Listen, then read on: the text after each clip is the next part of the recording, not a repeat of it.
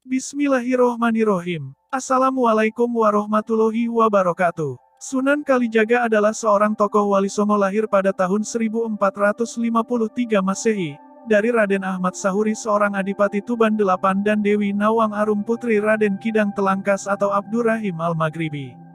Dikenal sebagai wali yang sangat lekat dengan Muslim di Pulau Jawa karena kemampuannya memasukkan pengaruh Islam ke dalam tradisi dan budaya Jawa. Makamnya berada di Kadilangu, Demak.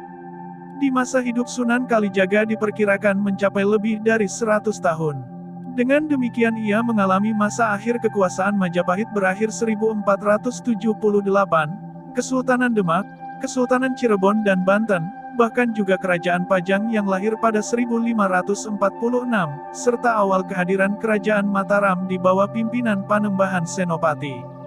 Ia ikut pula merancang pembangunan Masjid Agung Cirebon dan Masjid Agung Demak yang total pecahan kayu yang merupakan salah satu dari tiang utama masjid adalah reaksi Sunan Kalijaga. Sunan Kalijaga diperkirakan lahir pada tahun 1958. Nama Raden Said. Ia adalah putra Adipati Tuban yang bernama Tumenggung Wilatikta atau Raden Sahur. Nama lain Sunan Kalijaga, antara lain Lokajaya, Syekh Malaya Pangeran Tuban dan Raden Abdurrahman.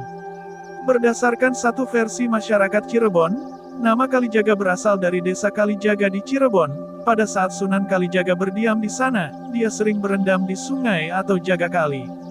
Terkait asal-usulnya ada dua pendapat yang berkembang. Pendapat pertama adalah yang menyatakan Sunan Kalijaga orang Jawa asli. Pendapat ini didasarkan pada catatan historis Babat Tuban. Di dalam babat tersebut diceritakan Arya Teja alias Abdurrahman berhasil mengislamkan Adipati Tuban Arya Dikara dan mengawini putrinya. Dari perkawinan tersebut Arya Teja kemudian memiliki putra bernama Arya Wilatikta.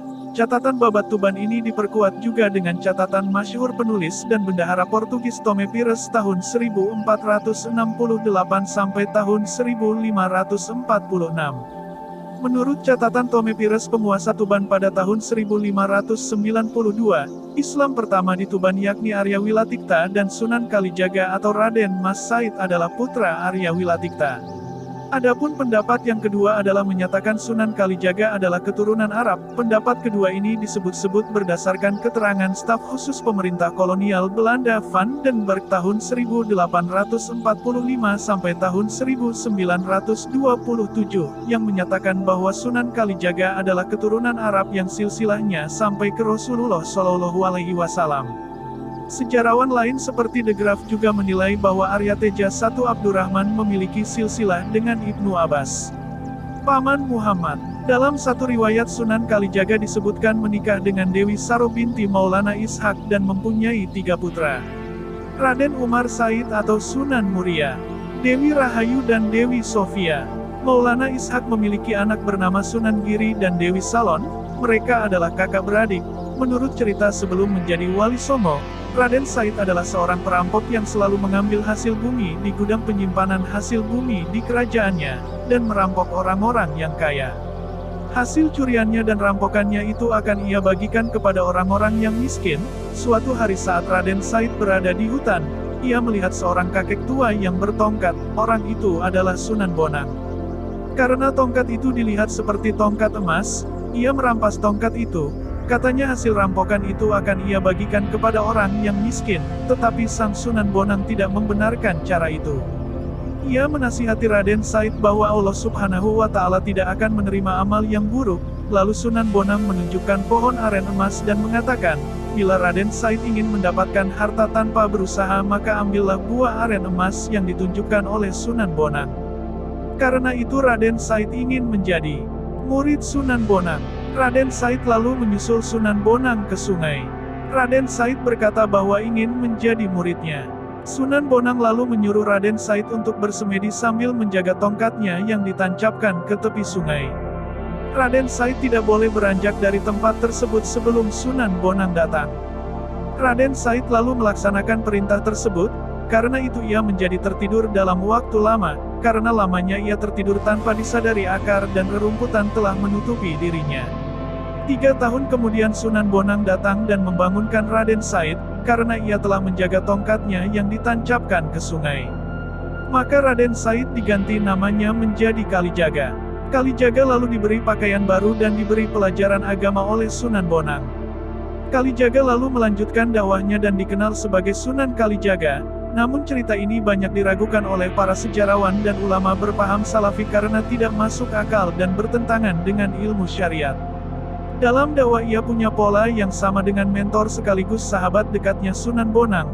Paham keagamaannya cenderung sufistik berbasis salaf, bukan sufi panteistik atau pemujaan semata. Ia juga memilih kesenian dan kebudayaan sebagai sarana untuk berdakwah. Ia sangat toleran pada budaya lokal. Ia berpendapat bahwa masyarakat akan menjauh jika diserang pendiriannya lebih, maka mereka harus didekati secara bertahap mengikuti sambil mempengaruhi. Sunan Kalijaga berkeyakinan jika Islam sudah dipahami dengan sendirinya, kebiasaan lama hilang. Tidak mengherankan ajaran Sunan Kalijaga terkesan sinkretis dalam mengenalkan Islam. Ia menggunakan seni ukir wayang, gamelan, serta seni suara suluk sebagai sarana dakwah. Beberapa lagu suluk ciptaannya yang populer adalah Ilir-Ilir dan Gundul-Gundul Pacul. Dialah penggagas baju takwa perayaan Sekatenan, Grebek Maulud, serta lakon carangan Layang Kalimosodo dan Petruk Dadi Ratu. Lanskap pusat kota berupa keraton alun-alun dengan 2 beringin serta masjid, diyakini pula dikonsep oleh Sunan Kalijaga. Metode dakwah tersebut sangat efektif. Sebagian besar adipati di Jawa memeluk Islam melalui Sunan Kalijaga, diantaranya adalah Adipati Pandanaran, Kartasura Kebumen Banyumas, serta Pajang. Itulah sejarah singkat biografi Sunan Kalijaga dan sejarah selama hidupnya. Semoga sejarah singkat ini bisa mengingatkan tentang perjuangan dakwah Sunan Kalijaga. Semoga cerita kali ini bermanfaat, lebih dan kurangnya mohon dimaafkan. Jangan lupa untuk like, komen, dan subscribe channel kami. Sampai jumpa di video berikutnya. Terima kasih.